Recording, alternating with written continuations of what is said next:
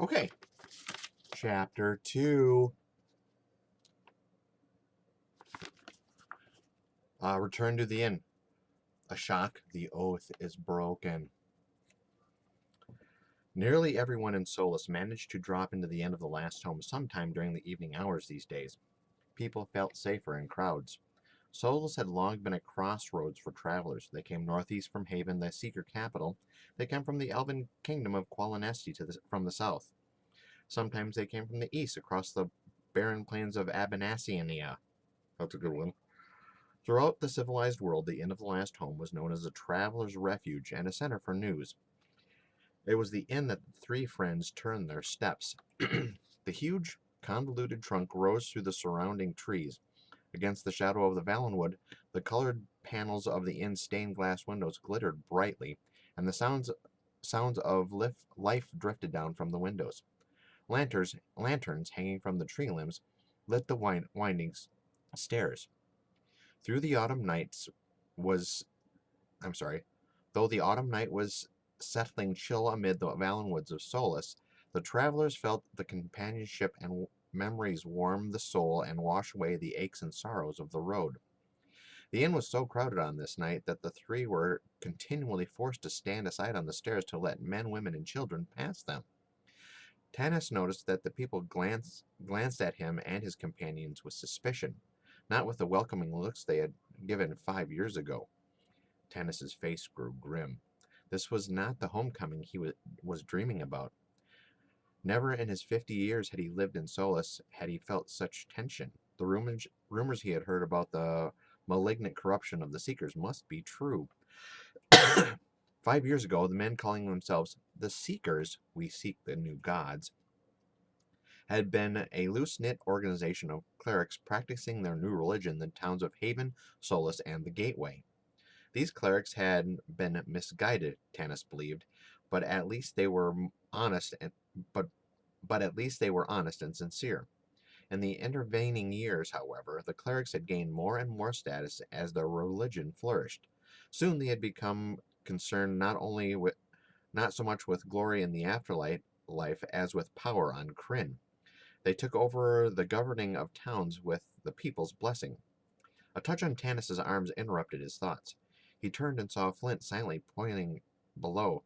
Looking down, Tanis saw guards marching past.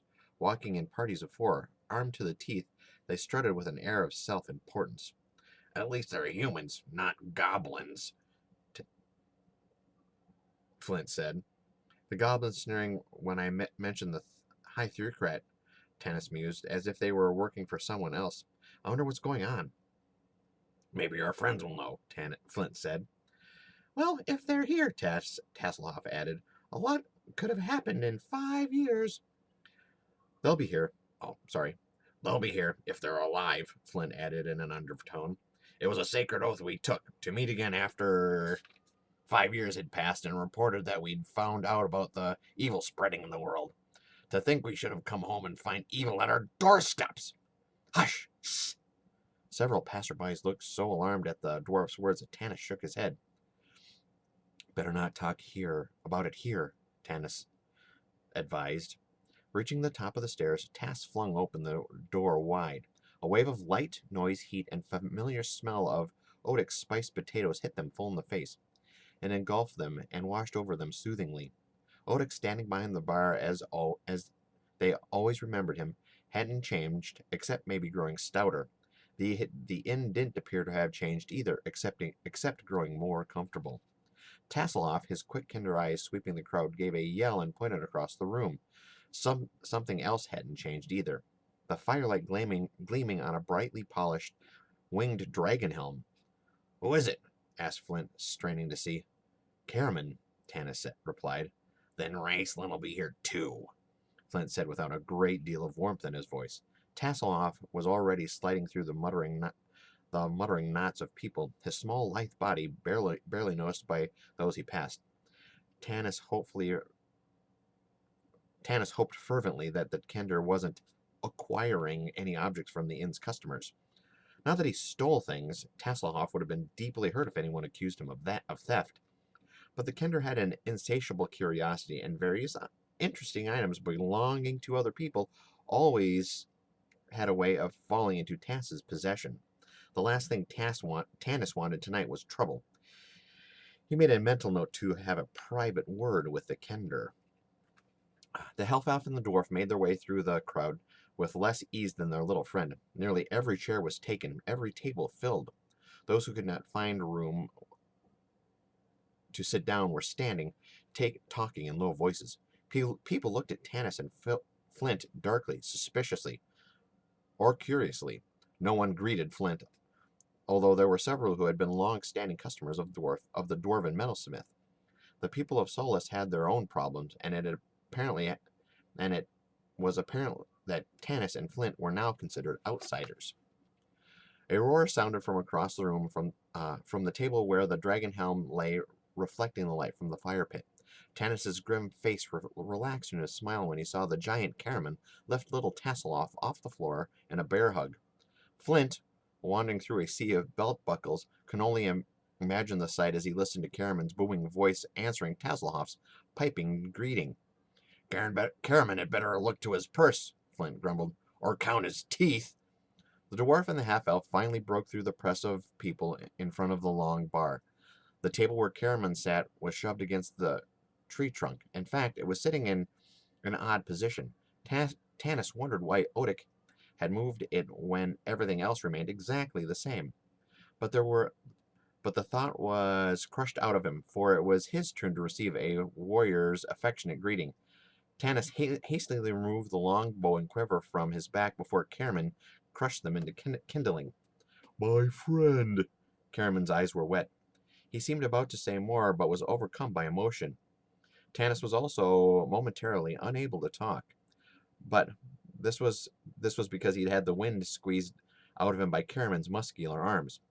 "Where's Raceland?" he asked when he could talk. The twins were never apart. "There." Caraman nodded toward the end of the table. Then he frowned. "He's changed." The warrior warned Tanis. The half-elf looked to the corner formed by an irregularity of the Valenwood tree. The corner was shrouded in shadow, and for a moment he couldn't see anything after the glare of the firelight. Then he saw a slight figure sitting huddled in red robes, even in the heat of the nearby fire. The figure had a hood cast over his face. Tanis felt a sudden reluctance to speak to the young mage alone. But Tasselhoff had flitted away to find the barmaid, and Flint was being lifted off his feet by Caraman. Tanis moved to the end of the table. "Raceland?" he said, feeling a strange sense of foreboding. The robed figure looked up. "Tanis?" the man whispered as he slowly pulled the hood off of his head. The half-elf sucked in his breath and fell back a pace. He stared in horror.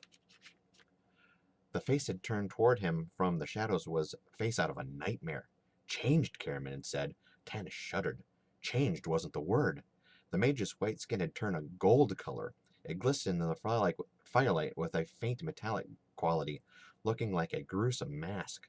The flesh had melted from his face, leaving the cheekbones outlined in a dreadful shadow. The lips were pulled tight in a dark, straight line, but it was the man's eyes that arrested Tanis and held him pinned in their terrible gaze. For the eyes were no longer the eyes of any living human Tanis had ever seen. The black pupils were now in the shape of hourglasses.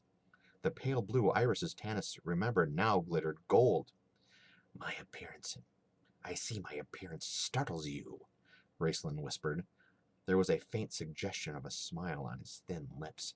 Sitting down from the young man, Tanis swallowed. "In the name of the true gods, Raceland!" Flint plopped into the seat next to Tanis. "I've been hoisted into the air more times today than Rorks!"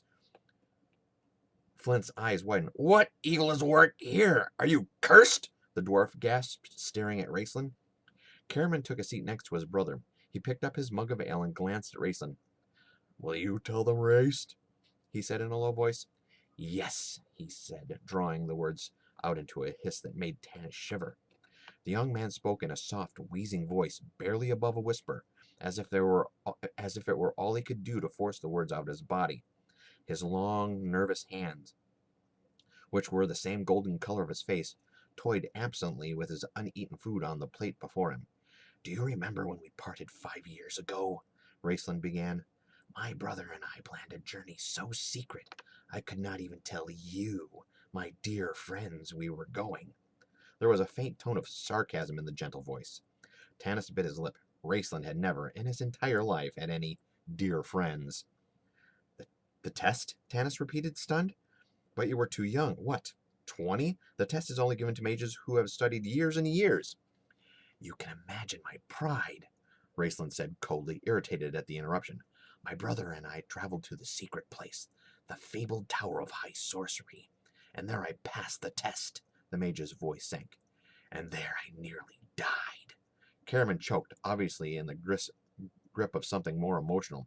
It was awful, the big man began, his voice shaking. I found him in a horrible place, blood flowing from his mouth, dying. I picked him up and... Enough, brother! Raceland's soft voice flicked like a whip. Caraman flinched. Tanis saw the young mage's golden eyes narrow, his thin hands clench. Caraman fell silent and gulped down his ale, glancing nervously at his brother.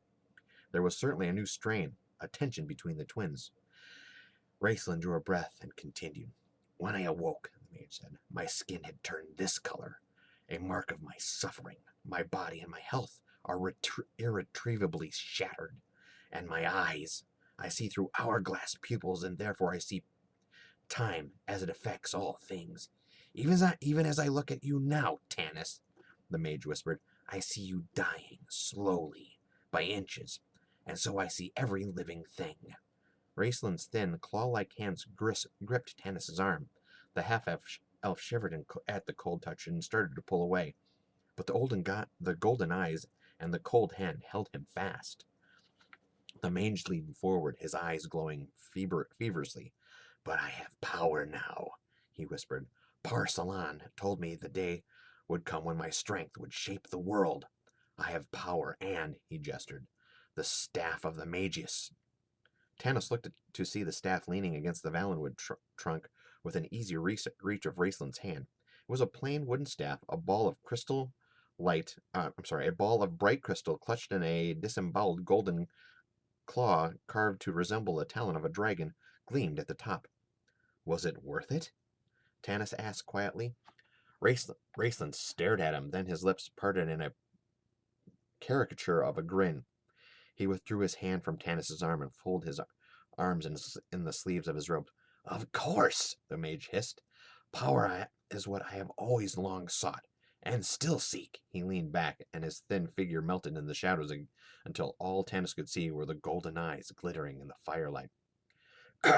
Ale, said Flint, clearing his throat and licking his lips as if he would wash a bad taste from his mouth. Where is that Kender? I suppose he stole the barmaid. Here we are, cried Tass's cheerful voice. A tall, young, red-haired girl loomed behind him, carrying a mug of ales, a tray of mugs. Caraman grinned. Now, Tanis, he boomed. Guess who this is? You too, Flint.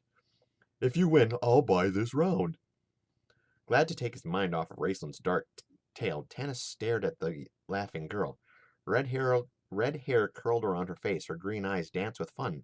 Freckles were lightly smattered across her nose and cheeks. Tanis seemed to remember the eyes, but beyond that he was a blank. I give up, he said, but then to elves, humans seem to change it so rapidly we lose track. I'm 102, yet it seems no more than 30 to you, and to me those 100 years seem as 30. This young woman must have been a child when we left. I was 14, the girl laughed, and set the tray on the table. And Caraman used to say I was so ugly my father would have to pay someone to marry me. Tika! Flint slammed his fist on the table. You're buying, you great oaf! He pointed to Caraman. No fair, the giant laughed. She gave you a clue. Well, the years have proved him wrong, Tanis said, smiling. I've traveled many roads, and you're one of the prettiest girls I've seen on Krynn. Tika blushed with pleasure. Then her face darkened. By the way, Tanis, she reached into her pocket and drew forth a cylindrical object. This arrived for you today under strange circumstances. Tanis frowned and reached for the object. It was a small scroll case made of black, highly polished wood. He slowly removed the thin piece of parchment and unrolled it. His heart thudded painfully at the sight of the bold, black handwriting. It's from Kitiara, he said finally, knowing his voice sounded strained and unnatural. She's not coming. There was a moment of silence. Well, that's done it, Flint said. The circle's broken, the oath denied. Bad luck. He shook his head. Bad luck. That ends chapter 2.